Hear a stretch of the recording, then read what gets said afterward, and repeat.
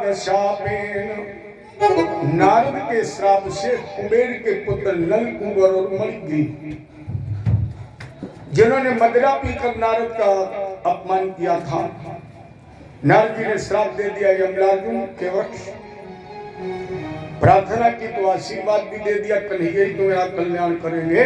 भगवान बोले इससे बढ़िया और मौका कहाँ मिलेगा, तो उलूखल घसीटना प्रारंभ कर दिया और दोनों वृक्षों के बीच से निकल गए।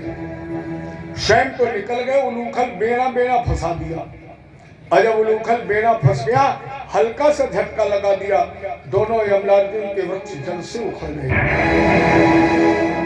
शापोद्धार हो गया।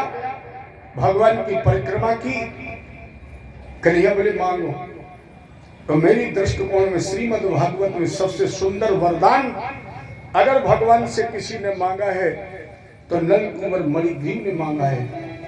कहा महाराज जी वरदान दीजिए, वाणी गुणानु कथनी श्रवणौ कथायाम हस्तौ च कर्म सुमनस्तो पायोर्न स्मृत्याम शिरस्तौ निवास जगत प्रणामे दृष्टि शताम दर्शन अस्त भक्त नूराम।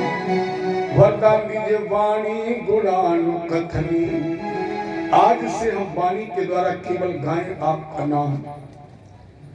श्रवणौ कथायाम, महाराज जी आशीर्वाद दीजिए कि आज के बाद इन कानों से केवल हम आपकी कथा सुने। सावे मनः कृष्ण पदार बिंदयो अभरचांश वैकुंठ गुणानुवर्णनी करो हर मंदिर मार्गनादिशु अश्रुतम चकारा चयुत सतकथोदय। कान वही जो सुने हरि को गुण, अतान वही भव पार उतारी। नयन वही जो हरि को लखे, अरुपैन वही हरि नाम उचारी। नाम वही जग छाए रहे, और सत नाम वही तन में प्रभु गारी। एक गोविंद जी वरदान दीजिए, वाणी गुणानु कथने, इसलिए मुझे वरदान दीजिए कि आज के बाद हम वाणी से आपका नाम गाएं। दृष्टि शताम, ये आंख खुले तो आपका और संत का दर्शन हो, हाथों से हो मंदिरों की सफाई। लगन तो मुझे लगा बैठे, ठाकुर जी अब कोई दूसरा चित्र निकाल पैदा हो। लगन तो मुझे लगा बैठे, लगन तो मुझे लगा बैठे, जो होगा देखा जाएगा। लगन तो मुझे लगा, जो होगा देखा जाएगा।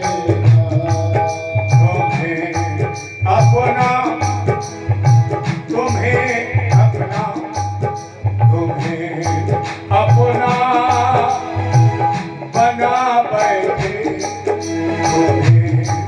अपना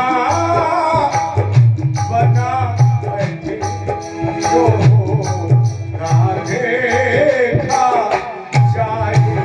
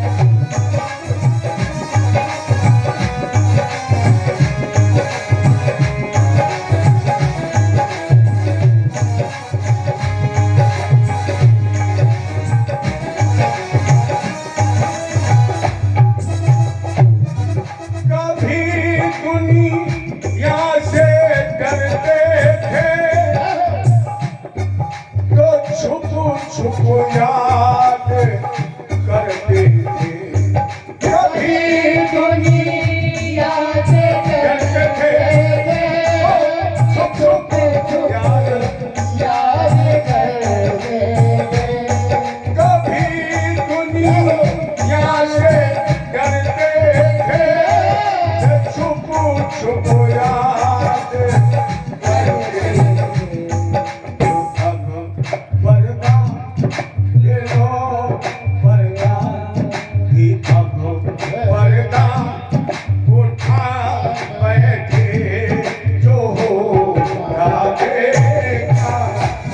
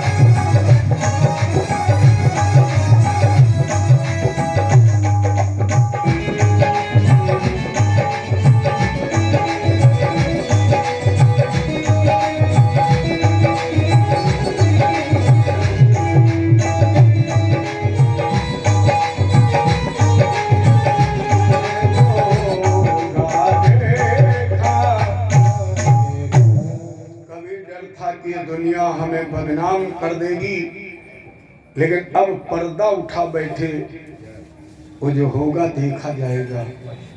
ये श्याम सुंदर वाणी गुणानु कथने श्रवणो कथायाम, भगवान बोले तथास्तु। नल कुंवर मणिगिरी का नारस के श्राप से मुक्ति, यशोदा जी ने उल्लूखन बंधन से मुक्त किया, सीधे गौशाले में ले गई। क्या किया? गोमूत्र से भगवान को स्नान कराया, गाय की पूंछ से नजर झाड़ी। राजन जरा विचार करिए, जिसकी भक्ति उठ जाए, प्रलय हो जाए, जो जगत को नजर लगाता है, आज वही माँ के प्रेम में गोमूत्र से स्नान कर और गाय की पूंछ से अपनी नजर उतरवा रहा है। इसके बाद भगवान ने फल बेचने वाले पर कृपा की, और फल बेचने वाले पर इधर भगवान ने कृपा की, उधर वृद्धान बालान स्त्रियों राजन सर्वे करिणान चाव। उधर बाबा नंद ने कापात बैठक बुलाई और कहा, जब से वृद्धावस्था में मुझे पुत्र की प्राप्ति हुई है, तब से नित्य नए संकट आ रहे हैं, और हमारे आचार्यों के मतानुसार या वास्तु शास्त्र के अनुसार लोग कहते हैं कि जिस शहर में आप रह रहे हैं, जिस गांव में रह रहे हैं, जिस मोहल्ले में, जिस गली में या जिस मकान में आप रह रहे हैं, उसमें अगर आप एक समस्या का समाधान न कर पाए और इसके पहले दूसरी समस्या हावी हो जाए, तो आपको उस स्थान का त्याग कर देना चाहिए।